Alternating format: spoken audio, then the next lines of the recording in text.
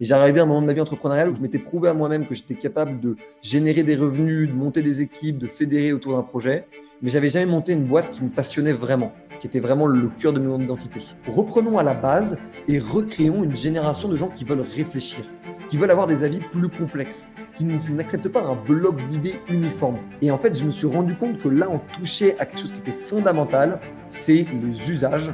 Et on avait adapté les usages de la modernité à la politique. On avait en gros rendu le modèle de Netflix, de Tinder, de Instagram, de Uber. On avait réussi à créer ce genre de dynamique au sein d'une élection présidentielle. Je m'appelle Gérald Faure et dans ce podcast, chaque semaine, j'interviewe des personnalités au parcours d'exception. À travers ce podcast, je suis à la recherche des 20% d'actions qui ont mené à 80% de leurs résultats.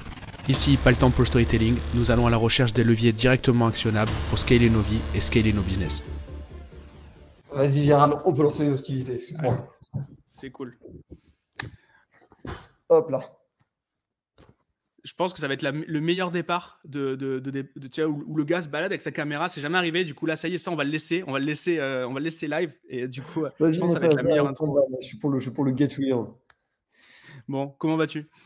Bah écoute, ça va super bien. Je suis ravi de discuter avec toi et surtout, comme je te disais un peu en off, ravi aussi d'être avec des gens qui sont plus dans des business de e-commerce que moi j'ai énormément suivi quand j'étais dans ma vie ancienne entrepreneuriale avant le crayon et je suis vraiment ravi. Bon, ben, en tout cas, c'est un plaisir et merci beaucoup d'avoir accepté l'invitation. C'est Ah, la merci deuxième ou David. la troisième fois qu'on se parle. On s'envoie des conneries sur WhatsApp maintenant qu'on a échangé nos numéros, mais c'est vrai qu'on a plein de sujets en commun. On s'était jamais encore rencontrés. Tu as accepté Et de on va suite. le faire bien très bientôt à Paris. Bon, Ou à Bordeaux. voilà. Moi, ça me va. Très bien. Le rendez-vous est pris. C'est très cool. Est-ce que du coup, tu peux te présenter pour ceux qui ne te connaissent pas encore? Alors moi, je m'appelle Valorant Mouléberto et j'ai monté Le Crayon, qui est un multi-channel network et une agence de viralité. Et en gros, le principe de départ, c'était de se dire que moi, j'arrivais à un moment de ma vie entrepreneuriale, c'est ma 4e boîte, Le Crayon, et j'arrivais à un moment de ma vie entrepreneuriale où où je m'étais prouvé à moi-même que j'étais capable de générer des revenus, de monter des équipes, de fédérer autour d'un projet, mais j'avais jamais monté une boîte qui me passionnait vraiment, qui était vraiment le cœur de mon identité. Et moi, j'étais un fan globalement de médias, et je trouvais qu'il y avait une vraie cassure, c'est que je ne trouvais pas de médias intelligents ou intéressants, pertinents, qui parlaient vraiment à la jeune génération. Et pour moi, jeune génération, c'est en gros moins de 35 ans. Les plateaux télé étant quasiment que des gens de plus de 40 ans en costard-cravate, et les médias digitaux, sauf Hugo, mais qui fait plutôt de l'actu, ce n'est que des médias politisés ou avec des biais politiques à la base. Brut, Loopsider, Valeurs Actuelles, Livre Noir. Et ça m'a un peu dérangé parce que moi, je trouvais que le plus gros problème des médias, c'était la confiance et que le meilleur moyen de créer de la confiance, c'est de constamment rabâcher et de montrer qu'en fait, tu es capable d'inviter tout le monde et de partir du principe que tout le monde a une légitimité politique, intellectuelle ou de connaissance sur un sujet. Moi, je t'ai connu par ton média, comme j'imagine une grande partie de l'audience. Première question que je me suis posée, c'est OK, ce mec-là, il se positionne où sur l'échiquier?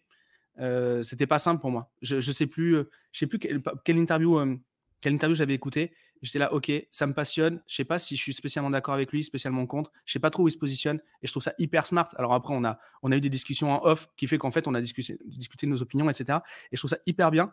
Et tu me disais lors du premier appel que justement dans ton équipe, donc vous avez vous parlez de phénomènes de société et de politique, mais à côté de ça, dans votre équipe, sans dire qui est qui, mais vous avez un peu de tous les bords et je trouve ça intéressant. En gros, je le résume souvent schématiquement comme ça. De plus en plus, on commence à assumer et à le dire, mais globalement, Sixtine, qui est aussi ma sœur, et moi, on est plutôt de droite, et Jules et Antonin, qui sont nos 2 autres associés, sont plutôt de gauche. Et en fait, j'ai envie de dire, le crayon tel qu'on le voit à l'image, avec les invités, ressemble beaucoup en off au débat que nous, on mène entre nous, où on n'est constamment pas d'accord et on se hurle dessus, et on adore ça, en fait, parce qu'on fait ça avec énormément de bienveillance. Et le premier reproche qu'on nous a fait lié à ça, c'est que beaucoup de gens nous ont dit « Oui, mais en fait, vous prenez de la bienveillance dans un milieu politique, mais la politique, c'est de la violence, c'est pas des discussions de salon. » C'est un reproche qui est totalement légitime, qu'on entend, mais c'est un reproche avec lequel je ne suis pas d'accord.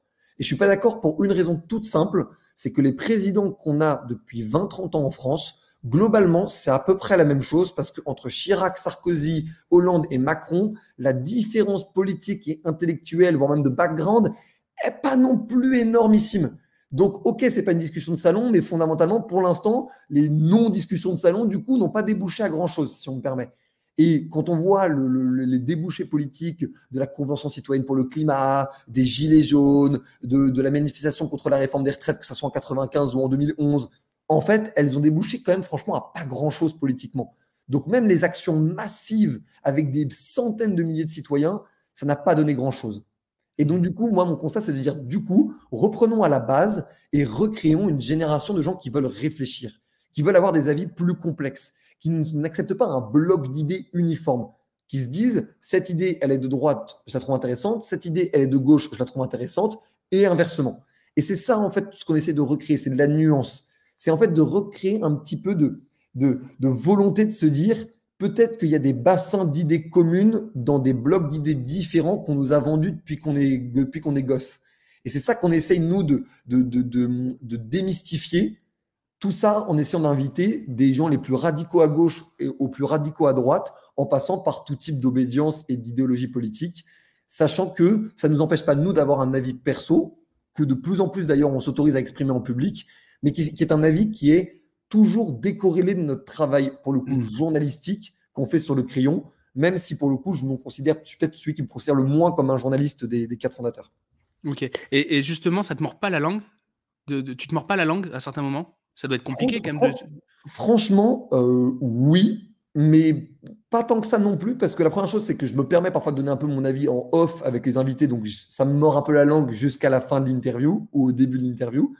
Mais aussi, je le dis sans prétention, mais c'est aussi une forme de grande humilité qu'on essaye d'avoir, d'écouter sincèrement ce que les invités qu'on a ont à dire. Parce que généralement, on invite des gens qui ont travaillé toute leur vie, même quand c'est une jeune vie, pour arriver à des conclusions politiques extrêmement profondes. Donc nous, j'ai envie de dire, même quand on n'est pas d'accord, on essaie de comprendre la racine intellectuelle des positions politiques ou sociétales. Parce que derrière des blocs, il y a aussi généralement des audiences communes. Je prends un exemple tout simple, mais ceux qui sont généralement dans le business en ligne, par les réseaux sociaux par exemple, sont généralement des gens qui sont très anti-vax parce qu'ils sont anti-prise à partir du gouvernement dans des stratégies sanitaires. Autre exemple, ceux qui sont très féministes sont généralement très pro-climat et très sensibles à la justice sociale.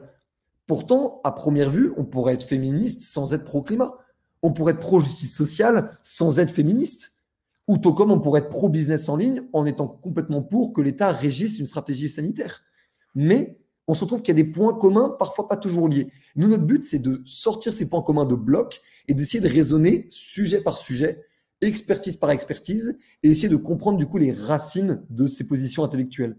Ouais, une sorte de yin et de yang, mais politique. C'est un peu ça. Mais clairement, ouais, ça me parle beaucoup ce que tu dis.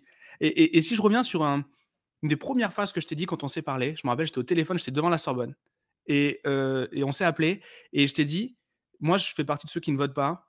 Et j'ai téléchargé ton appli, tu en parlais. Ouais, Et j'écoute ton média. Et je pense que ton action va me faire revoter. Et là, tu m'as dit, wow, c'était, je dois pas être le premier à te le dire, mais en gros, c'était pas l'enjeu qu'il y avait derrière. Est-ce que ce truc-là, il a fallu l'assumer quand même, je pense. Ouais, et franchement, même moi, ça m'a un peu dépassé pour être très franc, parce que je suis pas du tout un pro-vote à la base, dans ma racine politique, idéologique, intellectuelle. Je suis plutôt un peu rebelle, moi, sur ces trucs-là. Je suis plutôt en disant, bah, quand il y a de l'abstention, c'est bien mérité pour l'offre politique qu'on a. Et en fait, là, pour le coup, je dois faire mon mea culpa, je ne sais pas, mais je dois assumer que je me suis trompé dans ma propre conception des choses, dans le sens où c'est mon ami Grégoire qui, du coup, est on va dire le patron du projet Élise, qui m'a beaucoup tanné là-dessus en me disant, Valran, c'est irresponsable de raisonner comme ça. Je comprends ton énervement, il est légitime, mais c'est irresponsable. Et j'irai pas donner de leçon de morale parce que je me suis toujours fait cette promesse. Jamais je ferai de leçon de morale. En revanche, aujourd'hui, ça me rend plutôt fier qu'on me dise ça. Alors qu'à l'époque, ça m'aurait presque interloqué. Je me serais peut-être dit, bah, je ne suis pas certain d'être la personne qui provoque ça, mais maintenant que tu le dis, je l'assume, je suis content qu'on me le dise, je suis content que ça soit vrai. Et même moi, je me force à voter avec cet argument qui énerve un peu Grégoire, mais que même maintenant lui utilise un petit peu, qui est de si vous votez pas pour les gens que vous voulez élire, au moins votez contre les gens que vous ne voulez pas voir élire. Et là, tout d'un coup, quand on n'aime pas les politiques, ça devient tout de suite plus facile, en fait. Parce qu'il s'agit juste d'aller à l'inverse de celui que tu détestes le plus. Et c'est con ce que je veux dire, mais c'est finalement un raisonnement plutôt intuitif, mais qui permet de basculer le vote dans une obligation de pureté à un acte de, on va dire, de signalement citoyen. De je ne veux pas d'un tel, donc je donne ma voix à un tel. On pourrait réfléchir à des nouveaux systèmes électoraux où on pourrait classer les Bonus-malus. candidats. Exactement, où on pourrait classer les candidats de 1 à 12 et en fait, tu as un nombre de points. Si tu es premier, ça peut surqualifier, disqualifier. Parce qu'il y a énormément de gens, je prends cet exemple-là, mais il y a énormément de gens qui votent Yannick Jadot en votant Macron en numéro 2 et il y a énormément de gens qui votent Yannick Jadot en votant Jean-Luc Mélenchon en numéro 2. Ces deux personnes-là sont totalement différentes. Tout comme il y a des gens qui votent Macron en 1 et Zemmour en 2. Il y a des gens qui votent Zemmour en 1 et Macron en 2 ou Zemmour en 1 et Marine Le Pen en 2. Ce ne sont pas les mêmes gens, en fait. Et je pense que ça créerait un peu plus de nuances et un peu plus de subtilité dans l'acte démocratique. C'est une piste de réflexion. Mais pour revenir sur le sujet du vote, moi, je suis très en colère contre les politiques, très franchement. C'est aussi pour ça que j'ai créé le crayon. C'est que j'en avais marre d'entendre de la morale, c'est vraiment ce que c'est, de la morale de gens qui sont urbains, parisiens, plutôt bien payés, généralement sortant de très grandes écoles, et qui sont de plus en plus, enfin en tout cas j'en ai l'impression, déconnectés, plus que du réel, parce que c'est trop facile, ça veut tout et rien dire, je dirais qu'ils sont déconnectés de beaucoup de bulles extrêmement massives de population française. Et moi, ça m'a beaucoup énervé. Je me suis toujours senti extrêmement sensible de gens qui sont à la campagne et qui ne comprennent pas le nouveau monde dans lequel on vit, de gens qui sont dans les banlieues et qui ne comprennent pas pourquoi ils sont d'un côté utilisés politiquement comme un argument, de l'autre toujours les coupables de tout, de ceux qui sont dans les villes et qu'on accuse de vouloir faire avancer et progresser le pays technologiquement. Je trouve que ces bulles-là ne se parlent plus. Et notre but, c'était de créer un espace commun. C'est d'ailleurs, en vrai, et je le pose là, mais une des raisons du fait qu'on fait beaucoup plus de vues qu'on a d'abonnés. Parce que pour s'abonner au crayon, c'est plus difficile parce que quand on est très militant à gauche, au centre ou à droite, en fait, on n'est pas sûr de vouloir s'abonner au crayon parce qu'il va y avoir un contenu ou des invités qu'on déteste. Et nous, c'est ça la proposition de valeur. C'est vous serez toujours remué et défié dans vos idées. Il y aura toujours cette volonté d'aller plus loin que le parti pris facile du bloc monolithique qu'on te vend politiquement, quoi. Et du coup, peut-être que ton avatar, l'avatar de ta chaîne, c'est plus moi, le gars qui prend des idées un peu partout et qui vote pas et qui s'y intéresse, mais voilà, je ne vote pas par désintérêt, mais juste parce que je trouve pas mon compte. Et, Mais tu as complètement raison. C'est un des profils types qu'on retrouve le plus souvent. Et d'ailleurs, je l'ai vu parce que je vais te raconter la petite anecdote, ça va te faire marrer. C'est les gens qui sont sur les réseaux sociaux, généralement plutôt business, mais avec en fait suffisamment d'intérêt pour la chose politique et publique pour en fait vouloir réfléchir au-delà du business, qui sont pas, on va dire, des gens qui ne sont pas que pro-fric.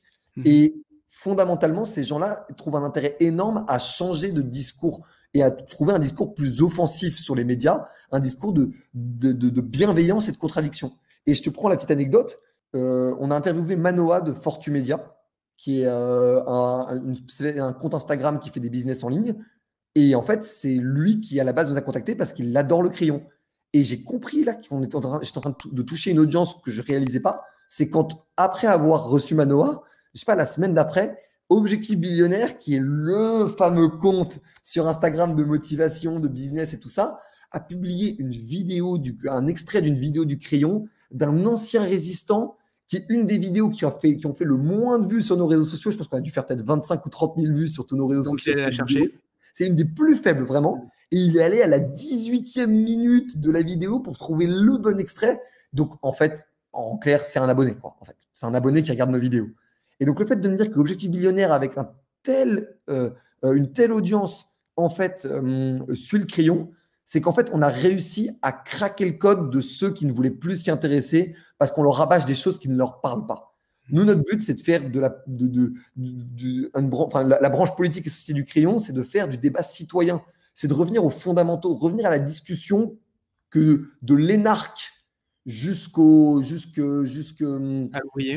ouais, exactement, jusqu'à l'ouvrier, ouais, exactement, comprennent et en fait presque virtuellement envie de s'asseoir tous les deux à la table pour discuter des projets du pays. Parce que selon ma vision des choses, elle est certes elle est parfois taxée de populiste, mais c'est ça la démocratie. Mais waouh. Mais chapeau en tout cas, parce que moi j'étais Merci. loin. J'étais loin et tu m'as ramené avec tes associés Ça me à me fait poser vraiment des plaisir, questions. Gérald, hein. C'est un des trucs qui me rend le plus fier, même si à la base, c'est vrai que tu n'es pas le premier à me l'avoir dit, notamment depuis qu'on a lancé Elise. Mais je ne savais pas trop comment le prendre. Moi, j'avais l'impression que je trahissais un peu mon moi rebelle de quand j'avais 15 ans, 18 ans, tu vois. Mais en fait, peut-être que c'est aussi le fait de grandir, tu vois. Possible. Mais du coup, est-ce que tu peux nous parler d'Élise? C'était le prochain point que je voulais aborder. Tout au début de l'interview, je veux parler des enjeux. Pour moi, Élise, de tous mes invités, j'ai eu que des gens hyper cool. En termes d'enjeux, c'est le truc qui. Enfin, on parle pas de la même chose. Là, on parle de quelque chose d'ultra important. En vrai, ça nous a un peu échappé, pour être très franc. En gros, la racine du projet, c'est Greg et François qui étaient en train de plancher sur une solution pour avoir les programmes au même endroit. De se dire, on ne devrait pas avoir programme candidat par candidat, mais on devrait les avoir tous au même endroit. Et après, Greg me pitch le projet à une soirée qu'on a fait après une conférence qu'on avait organisée à la Sorbonne avec le crayon. Et je lui dis, mec, c'est énorme. C'est énorme, il faut absolument travailler dessus. On s'est pris un café le lendemain matin pour en discuter. Et après, on a travaillé sur tout le projet. Il y avait l'équipe des bénévoles, des engagés qui a fait un travail formidable dessus. Et on a été rejoint très rapidement après aussi par Gaspard, qui est un de mes amis et qui est depuis encore plus un de mes amis. Et en fait, on a monté ce projet à la base en sachant pas trop ce qu'on faisait, en sachant pas trop si on allait en faire un projet en mode entreprise, un projet citoyen, tout ce que tu veux. Finalement, on a décidé de ne pas gagner d'argent sur ce projet-là pour essayer de donner confiance vraiment dans cet outil jusqu'au bout et d'en faire une civic tech, une réelle civic tech. Et à la base, on s'était dit, bon, peut-être que 1 million de téléchargements d'ici le premier tour, ça sera incroyable. Et aujourd'hui, on est à 2,8 millions de téléchargements avec une acquisition folle. Et, enfin, ça a été incroyable. Et un nombre de messages. Moi, globalement, avec le crayon, sur mes différents réseaux sociaux, sur 4-5 réseaux sociaux différents, je reçois une quinzaine, une vingtaine de messages par jour par réseaux sociaux, à peu près. Je n'ai pas le temps de tous les traiter, mais globalement, c'est à peu près ça. Quand on était au plus chaud de la période de Elise, je recevais une centaine par jour par réseaux sociaux. C'était insane, mais du message de critique au message d'idées d'amélioration jusqu'au message juste de remerciements et de félicitations, tu vois. Il y avait de tout. Et en fait, je me suis rendu compte que là, on touchait à quelque chose qui était fondamental, c'est les usages. Et on avait adapté les usages de la modernité à la politique. On avait en gros rendu le modèle de Netflix, de Tinder, de Instagram, de Uber. On avait réussi à créer ce genre de dynamique au sein d'une élection présidentielle. Et je me suis rendu compte, surtout en faisant ça, que beaucoup de gens y étaient réfractaires alors même qu'ils utilisent Netflix, Tinder, Uber, Instagram. Et Tu là, je touchais me au suis dit, sacré. Tu touchais au OK, en sacré, fait, en fait. Ouais. c'est ça le sujet. Le Hmm. sujet, c'est qu'en fait, aujourd'hui, on voit chacune des révolutions comme indépendantes les unes des autres. On a l'impression que Uber, Netflix, Instagram et Tinder, ça n'a pas de lien. Alors que fondamentalement, c'est la même chose. C'est en fait des changements de paradigme, des changements d'usage. Et il fallait un moment ou un autre que la politique se mette à la page. On est ravis que ça soit nous qui ont réussi à le faire, mais j'espère qu'il y aura d'autres initiatives dans lesquelles je serai ou dans lesquelles je ne serai pas, qui permettront de continuer en fait ce flambeau d'un renouveau démocratique. Et Notamment parce que beaucoup de gens qui ont critiqué l'appli sont des gens qui sont des grands connaisseurs en politique. Et donc je dis, bah oui, mais en fait, c'est pas à vous qu'on s'adresse, en fait. On s'adresse aux gens qui n'y comprennent plus rien. Et il y en a beaucoup. Et à qui la faute? À eux, aux politiques, aux médias? On s'en fout, c'est même pas le sujet. Juste, venez, on essaie de trouver une oui, solution, c'est un quoi. constat, on trouve une solution, on avance. Et est-ce que vous avez été taxé d'intention comment dire, de Oui. manipulation des foules, tout ça, ou est-ce que ça n'a jamais été un sujet? Ça a été un micro-sujet, mais surtout dans des sphères journalistiques ou des sphères d'extrême gauche, parce que c'est la France Insoumise qui ont les premiers tiré le drapeau là-dessus. C'est qu'en fait, quand tu swipais 100% pour ou 100% contre, auprès de toutes les propositions, tu te retrouvais à avoir Emmanuel Macron en premier, Anne Hidalgo en deuxième et Yannick Jadot en troisième. Ce qui n'est pas un ordre alphabétique et qui n'est pas non plus un ordre de sondage, qui n'a un ordre qui n'a l'air d'avoir aucun sens de l'extérieur. Et en fait, là, ce qui s'est réellement passé, c'est juste que ce sont les premiers dans lesquels François les a inscrits dans le JavaScript de l'application. Ok. sans jamais penser qu'en cas d'égalité absolue, ce qui nous paraissait impossible sur 500 propositions, il allait avoir cet arbitrage-là. Mais en fait, on n'y a pas pensé parce qu'on n'a pas eu le temps de la bêta-tester l'application. C'est la version bêta qui a déjà explosé, en fait. Et nous, après, on a juste couru après le temps pour les améliorations. Entre les demandes de presse, les pressions des politiques, les journaux qui tirent à balles réelles sur nous, les gens qui sont derrière en disant c'est incroyable. Enfin, c'était complètement lunaire comme truc. Tu vois. Ça nous a complètement dépassé. Mais on a toujours eu ce soutien populaire extrêmement puissant.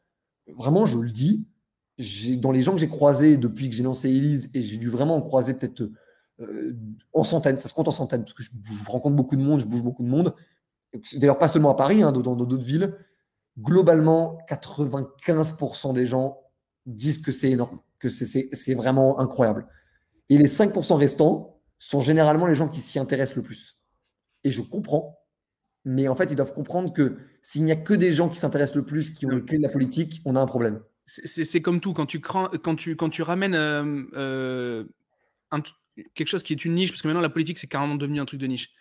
Sur le mainstream, forcément les puristes vont toujours dire que ça va pas, mais c'est pareil pour t'as des groupes de rock qui étaient des gros rockers et qui sont devenus mainstream et du coup ou qui sont mainstreamisés du moins, ils sont fait insulter par leurs bass fans, mais ça c'est normal, c'est tout à fait normal.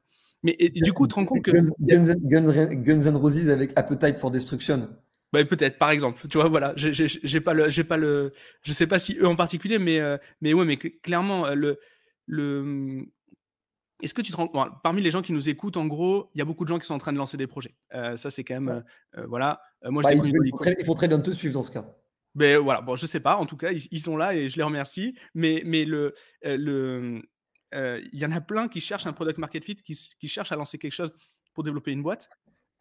Si admettons, et ensuite après j'aimerais qu'on parle des autres activités du crayon, si admettons tu devais retirer les 20-80 du buzz qu'il y a eu derrière Elise pour que les gens qui ont eu... Alors, vous, c'est un projet que vous monétisez pas ou peu ou pas non, encore. on aurait pu, on s'est refusé à le faire par souci de confiance et aussi parce qu'on voulait vraiment que les 5% qui nous critiquaient nous rejoignent.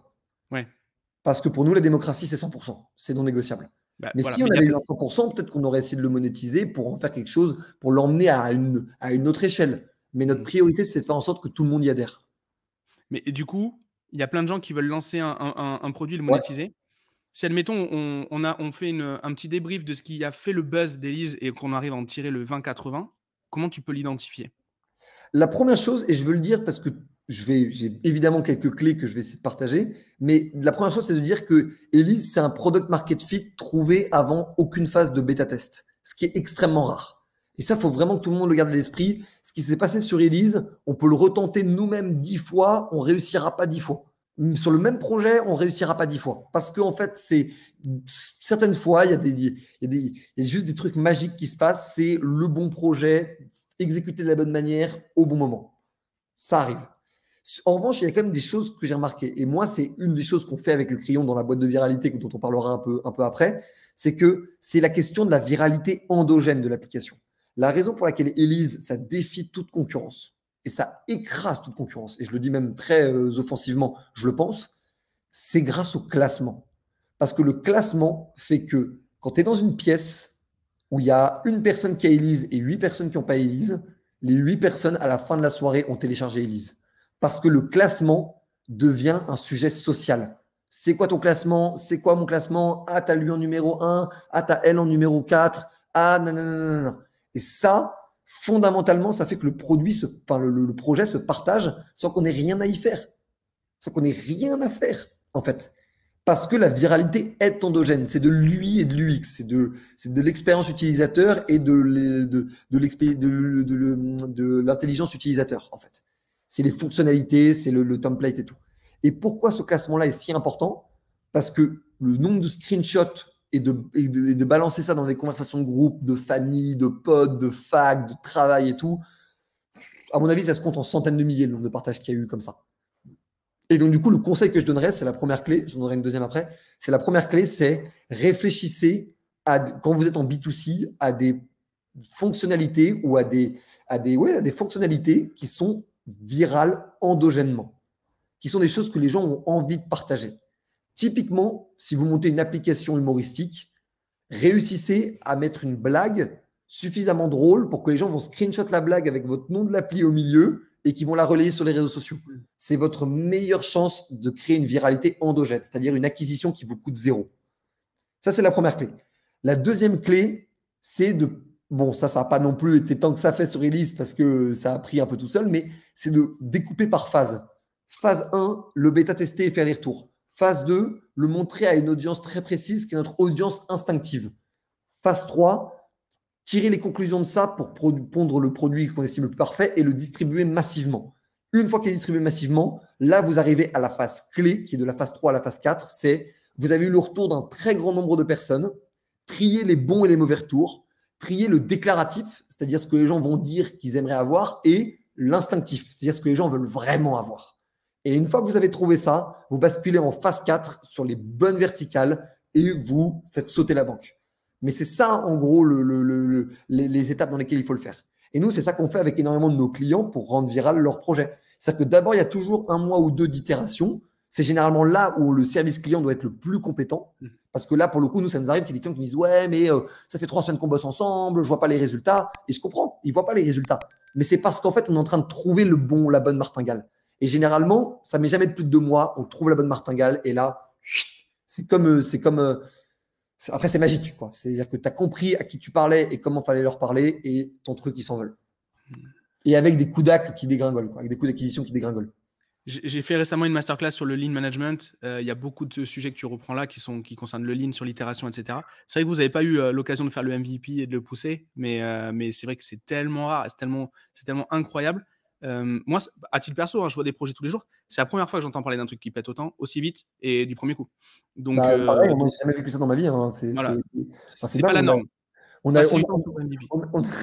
en vrai, quand on réalise, on a 10 fois plus de téléchargements sur Elise qu'on a d'abonnés sur le crayon. Alors que le crayon, ça fait 2 ans qu'on bosse dessus nuit et jour, tu vois.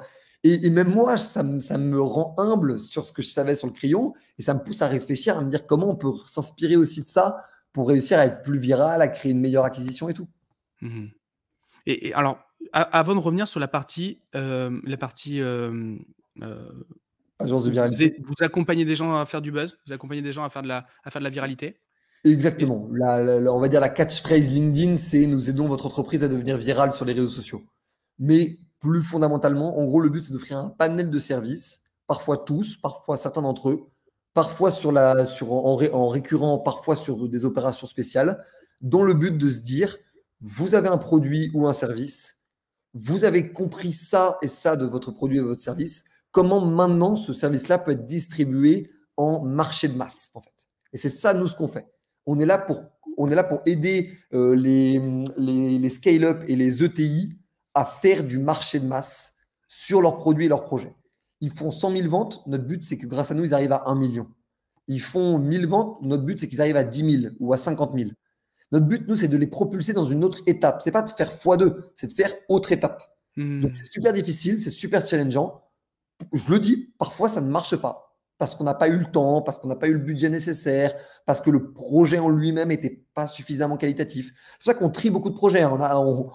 Globalement, on démarche certaines entreprises parce qu'on a vraiment envie de travailler avec elles, mais il y a beaucoup de projets qui viennent en inbound qu'on refuse parce qu'on n'y croit pas.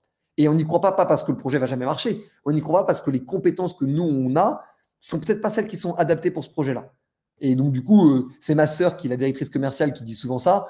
Nous, on est une agence de viralité de luxe. C'est-à-dire qu'on bosse pour les projets dont on sait qu'on va faire tout, on va tout dégommer. Si on pense qu'on ne va pas tout dégommer, on ne le fait pas. Parce que ça va nous prendre trop de temps, ça va nous prendre trop la tête, on va décevoir des clients, on va ternir notre image de marque, on va ternir nos compétences. Et à l'inverse, ce qu'on va chercher, c'est ceux dont on a des challenges qui nous plaisent. Je prends un exemple, et il ne m'en voudra pas, même s'il entend ça, que j'ai pris cet exemple-là. On avait un projet de ouf pour Feed. Finalement, ça ne s'est pas fait parce qu'ils étaient sur une autre temporalité, ça ne leur correspondait pas. Mais ça me frustre parce que je pense qu'on aurait fait des dingueries dessus. Parce que ça, je savais exactement ce qu'il fallait faire. Peut-être qu'on se serait gouré, mais je pense qu'on aurait pu apporter énormément de valeur. Mais finalement, eux, ils ont refusé. À l'inverse, il y a d'autres projets dont je ne citerai pas les noms par respect pour eux, qui nous ont proposé de travailler avec eux. On a refusé parce qu'on ne pensait pas avoir ou les moyens en interne ou les budgets que eux nous proposaient pour réussir ce qui nous aurait été le passage à l'échelle. Tu vois.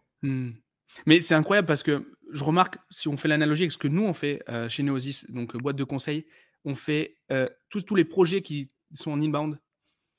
Très sincèrement, il y en a 99 sur 100 qu'on va refuser parce que ils sont, ça va pas fitter.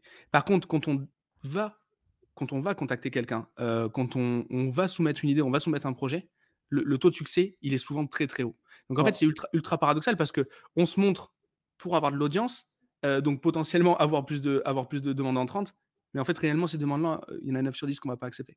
Mais Donc complètement. Mais moi, c'est mon avis aussi, c'est que je pense que les gens sont trop obsédés par l'acquisition et oublient trop souvent la vitrine. Et c'est pas, il y a des projets où le sujet c'est l'acquisition, c'est pas la vitrine, on est d'accord, mais il y a beaucoup de projets qui sont obsédés par l'acquisition alors qu'ils devraient être obsédés par la vitrine. Parce qu'en fait, la vitrine, il suffit juste de rencontrer la personne et qu'elle aille checker ce que tu fais et ça lui plaît ou ça lui plaît pas.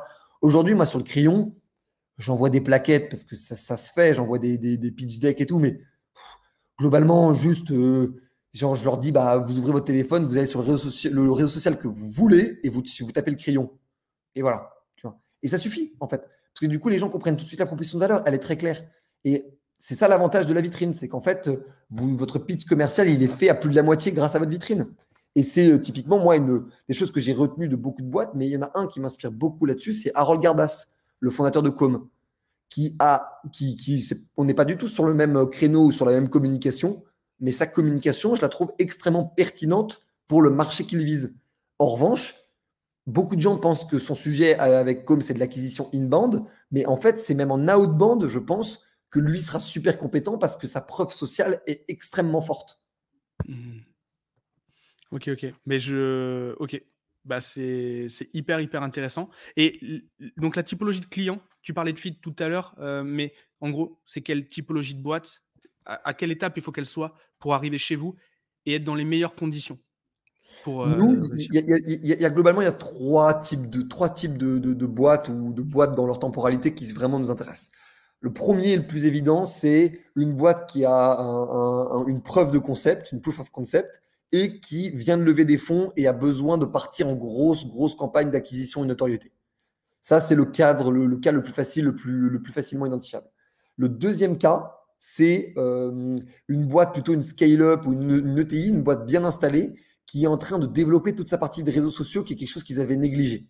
Et la troisième type de boîte, c'est toujours des ETI et des scale-up, mais plutôt des boîtes qui sont pas trop mauvaises sur les réseaux sociaux, mais qui exploitent le filon, selon nous, de mauvaise manière ou pas dans le message qui, selon nous, est celui qui est le cœur même. Et souvent, c'est un truc qu'on dit, mais si vous voulez comprendre ce que vous apportez à vos clients, posez-leur la question. Ne spéculez pas. Parce que parfois, la réponse va vous surprendre. La réponse va vous surprendre. Mais en gros, le truc là-dedans, c'est que beaucoup de clients bossent avec vous pour des raisons différentes de ce que vous pensez que la valeur que vous leur apportez. Et donc, du coup, dans ces logiques-là, il y a même vous, en tant que consommateur ou spectateur d'une boîte, vous avez potentiellement mieux compris ce qui va toucher beaucoup de monde que la boîte en elle-même. Parce que la boîte, elle a la tête dans le guidon, elle a 3-4 funnels d'acquisition sur 3-4 types de marchés différents. Elle ne suit plus exactement ce qu'elle fait, elle est plus capable de vraiment avoir une clairvoyance là-dessus. Et c'est là que nous, on intervient comme des évidences parce qu'on a une culture réseaux sociaux hors du commun. On connaît tous les réseaux sociaux, on les connaît, on les maîtrise tous. Et qu'on a en plus une maîtrise du fond des réseaux sociaux parce que dans les 4 fondateurs plus dans l'équipe, on suit tous des types de créateurs différents, que ce soit dans l'humour, dans la connaissance, dans le business, dans la musique, dans le sport. Et donc, en fait, on a cette conception-là qui nous permet d'être extrêmement percutant et pertinent quand on est en rendez-vous client, quand on fait de la stratégie pour eux, quand on fait du consulting, quand on fait parfois des projets plus ambitieux. Et je prends l'exemple de Feed. Je pense avoir capté une identité de feed que, selon leur communication publique, à mon avis, eux n'axent pas assez là-dessus. Et je pense que s'ils axaient là-dessus, ils auraient une notoriété encore plus grande et encore plus incontournable. Mais c'est mon avis. Eux ne le partagent pas ou c'était pas leur temporalité. Et ça, moi, je ne sais même pas que je respecte, c'est que je comprends complètement. J'espère juste qu'ils vont continuer à faire du bon taf et à continuer avec notamment le self-branding d'Anthony, continuer de faire passer ce message de conquête, d'ambition, d'arrêter la pudeur en fait qu'ont certaines personnes à afficher une volonté de faire des grandes choses, quoi. Ouais, très inspirant. Et du coup, est-ce que tu considères qu'en fait l'activité de prestation, du moins, attends, avant de poser cette question-là, euh, comment tu rassembles les points entre l'activité journalistique, média, et l'activité de conseil? Bah, en fait, l'activité de média, nous, on la voit comme un multi-channel network. C'est un des grands termes à la mode, mais en gros, un multi-channel network, à la différence d'un média, c'est qu'un média, c'est une marque unique, une proposition de valeur claire et, on va dire, peu de canaux de diffusion. C'est en gros quelques canaux sur les réseaux sociaux et un endroit où il y a tout. Nous, notre but, c'est qu'il y ait des verticales différentes. Aujourd'hui, on a 3 branches dans le crayon. La branche politique, société et débat, qui est celle pour laquelle on est le plus connu. La branche business, qui monte énormément et qui a une traction dingue et où on commence à avoir de plus en plus de propositions commerciales. On a reçu Oussama Hamar, David Laroche, Anthony Bourbon. On est justement en train d'essayer de recevoir d'autres types de profils comme des Pascal Chevalier, comme des Xavier Niel, comme des gens de La Roche-Brochard, pour essayer en fait de mélanger un peu tout ça.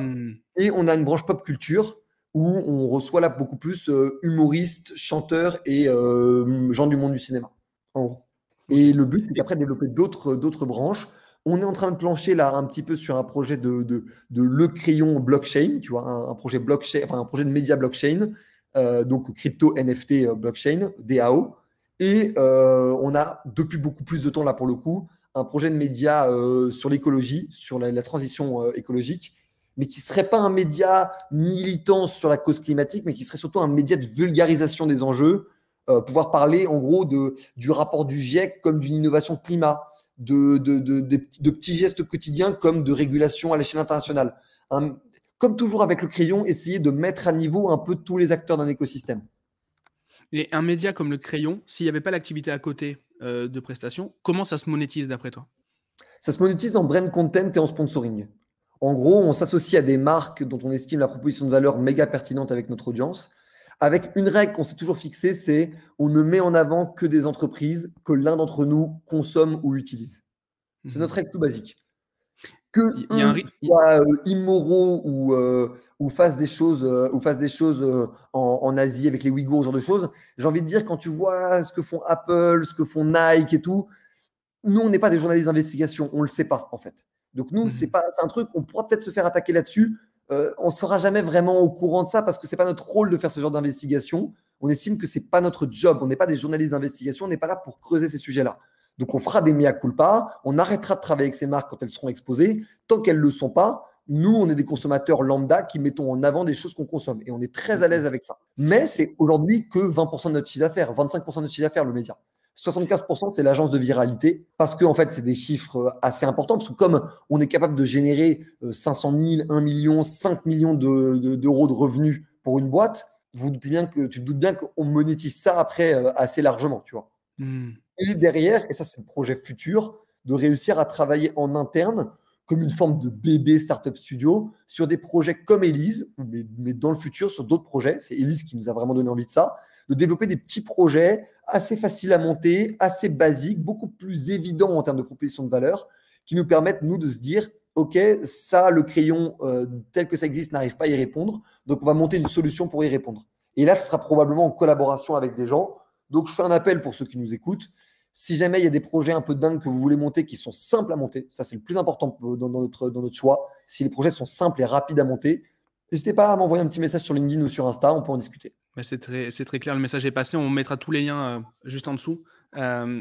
Si jamais tu devais repartir en arrière sur la création de tout ton écosystème, que ce soit le média ou que ce soit la boîte de conseil, s'il y a soit un grand enseignement, soit un truc que tu ferais différemment, tu choisirais quel sujet? C'est peut-être pas le truc le plus important que je peux apporter comme valeur, mais c'est en tout cas le truc qui a été le plus douloureux pour moi. C'est je créerais beaucoup plus les choses par verticale. J'ai compris qu'aujourd'hui, les gens sont beaucoup plus sur des bassins d'intérêt que sur des projets globaux. Un projet comme Brut est très rare, en fait. On ne se rend pas compte, mais un projet comme Brut qui arrive à lier autant de sujets différents, c'est assez rare. De plus en plus, les gens s'abonnent et restent sur des choses spécialisées, sur des choses qu'ils comprennent dans le sens qui les intéressent à chaque fois. Et c'est très difficile, parce qu'au début, le crayon, il y avait la branche business et la branche pop culture étaient au sein même du crayon média politique société. Donc en fait, ça créait des disparates de vues trop grands et ça réduisait la croissance des abonnés. Donc en fait, on a séparé les branches le jour où un de mes très bons amis qui s'appelle Adrien, s'il nous écoute, je l'embrasse, et il m'a dit, j'adore le crayon. Je regarde pas les trucs pas pop culture, mais je regarde les trucs business et les trucs politique société, mais je sais pas comment le vendre à un pote. Et il m'a dit ça le soir même. J'appelle Antonin et je dis, Anto, on arrête de publier toutes les vidéos business et pop culture. On les coffre et on les relâche quand on a lancé les branches. Ça, Mhm. c'est pas possible. Ça, c'est le red flag, c'est black flag, c'est drapeau noir. Là, il y a un gros problème. Tu vois. Super enseignement, parce qu'on dit toujours dans une boîte, une offre, un système de monétisation, un avatar client, mais ça marche également Dans les médias, dans les ouais. audiences, dans le contenu. Quitte à après réunir plus globalement ces trucs-là, faire de l'awareness sur le fait que le crayon, c'est pas que business ou que pop culture ou que politique société, mais c'est un tout. Pour ça d'ailleurs que toutes nos branches s'appellent le crayon. C'est parce que ou peut-être qu'on enlèvera le crayon, mais on gardera le logo qui sera le même. On veut vraiment absolument garder cette identité auprès des gens. C'est hyper important pour nous. Deux, c'est le même média. C'est la Mm. même qualité de traitement de l'information, c'est la même volonté de réflexion, c'est la même volonté de contradiction, c'est la même volonté de mise à niveau de différents acteurs d'un même écosystème. C'est la même volonté. En revanche, celui qui s'en fout complètement de la pop culture, j'ai pas envie que sur son canal, il se retrouve avec ça, alors que lui, il était là pour de la politique et du Mm. débat, ou que quelqu'un qui est là pour du business se retrouve à entendre parler de climat, alors qu'en fait, c'est pas son sujet. Clairement, c'est pas bon pour l'algo, c'est pas bon non plus pour l'humain, donc non, clairement. Et, Exactement. et, et du coup, la suite pour le crayon, pour toi, c'est quoi? Prochaine étape. J'ai envie de dire, en développer le plus de vertical possible. Moi, j'ai tellement de sujets qui me passionnent, j'ai tellement envie de vulgariser tellement de trucs. Il y a tellement de choses incroyables qui se passent aujourd'hui dans le monde. Et de choses incroyables en bien et en mal. Juste vraiment incroyables dans le sens littéral, de choses qu'on n'y aurait pas cru il y a 5 ans ou il y a 10 ans. En termes d'innovation, en termes de géopolitique et de géostratégie, en termes de crise climatique, qui est un méga putain de sujet, bordel de merde, tu vois. Il se passe des choses complètement dingues, des défis à relever qui sont fous. Moi, j'aimerais qu'on aborde ça avec une forme de sourire un peu maso, d'ambition de les relever, ces challenges-là, ces Mm. défis-là. Et c'est ça, moi, ce que j'ai envie d'apporter. Et c'est pour ça que j'ai envie de traiter le maximum de sujets. C'est juste que chaque chose en son temps, il faut d'abord construire des audiences solides sur chacune des verticales avant de trop se diversifier. Sinon, on risque de s'y perdre. Mais nous, on est totalement bootstrap. On n'a pas levé le moindre euro et pour l'instant, c'est pas au programme. Mais si un jour on lève, c'est pour faire ça. Si un Mm. jour on lève, c'est pour développer 15 verticales, 20 verticales. Pourquoi? D'ailleurs, pourquoi? Parce qu'on pourrait se dire, en fait, reste sur tes trucs. Parce que je crois qu'il y a tellement de sujets que nous, on aurait la capacité de rendre grand public, qui sont aujourd'hui traités par des gens trop spécialisés pour se mettre dans la peau d'un newbie, en fait. Newbie, c'est le terme un peu geek pour dire un nouvel Les acteur, non-avertis. un non-averti, exactement, un non-initié. On a compris. Merci beaucoup en tout cas pour ton énergie, c'est incroyable. Tu me mets la patate à chaque fois qu'on se parle et là d'autant plus. En termes Non, de vision, encore plus en vrai, tu verras, Gérald. tu nous mets une session, tu nous mets une session. Il n'y a rien qui te fait peur. J'ai appris Mais beaucoup de trucs. j'ai Je vais, fait un je vais j'ai cogiter. fait un Je vais faire TEDx. beaucoup d'introspection après cet épisode. Non, mais tu sais que j'ai fait un TEDx en freestyle là vendredi dernier. J'étais hyper D'accord. fier de moi. Sur quelle thématique? Bah, je savais pas trop, mais en gros, c'était comment prendre le pouvoir par l'entrepreneuriat. Et en gros, j'ai décidé de pas l'écrire. J'ai décidé de pas le préparer et de débarquer en total freestyle. Et c'était quelque chose, ça a été totalement transcendant. Ça m'a reconnecté à mon identité profonde comme je te disais tout à l'heure, un peu de rebelle, de mec qui est jamais content, qui a toujours envie de trouver une autre solution que celle qui existe. Parce que à force de contrats, de deals, tu sais, de la position de chef d'entreprise que tu connais très bien, parfois tu perds un peu ton identité devant le poids des responsabilités. Et là, ça m'a totalement reboosté en mode, bah en fait, c'est ça mon cœur de mon identité, c'est le risque pris du ridicule de ne pas avoir préparé son speech devant, je sais pas, une centaine de personnes. En plus, diffusé sur la chaîne TEDx à 32 millions d'abonnés et tout ce que tu veux, tu vois. Et je suis hyper fier de l'avoir fait en freestyle et d'avoir aussi bien géré, parce qu'on verra, ça se trouve c'est nul à chier, ça se trouve juste je m'en souviens mal, mais je pourrais pas te le refaire le speech. Il était d'une certaine manière un peu unique, tu vois. Je pourrais pas te... Il me tarde de voir, mais je te fais confiance. Je suis sûr que ça va être un carton. Si c'est sorti, attends, on mettra le lien également dessous pour que les gens puissent voir. En tout cas, merci beaucoup d'avoir accepté l'invitation. Il y Merci à aurait toi, plein de Gérald. sujets à traiter, mais tu es un peu pris par le temps, tu me l'avais dit avant qu'on démarre, donc Ouais, on j'ai fait un un ami de épisode. longue date qui est à la maison là. Bon, passe lui le bonjour, je sais pas qui c'est, mais voilà. Et je te dis à très bientôt. Et en tout cas, merci beaucoup, c'était À hyper très inspirant. bientôt, et quand l'un de nous deux est dans la ville de l'autre, on s'envoie direct un message. Avec grand plaisir. On n'est pas loin, on est qu'à 2 heures de TGV. On met tous les liens juste en dessous, tu les as dit tout à l'heure. Et Yes. puis, et puis voilà. Et puis À plus merci tard. beaucoup pour l'invite, hein, ça fait super plaisir. Avec C'est plaisir. vraiment c'est un excellent moment. Avec plaisir. Ciao, ciao.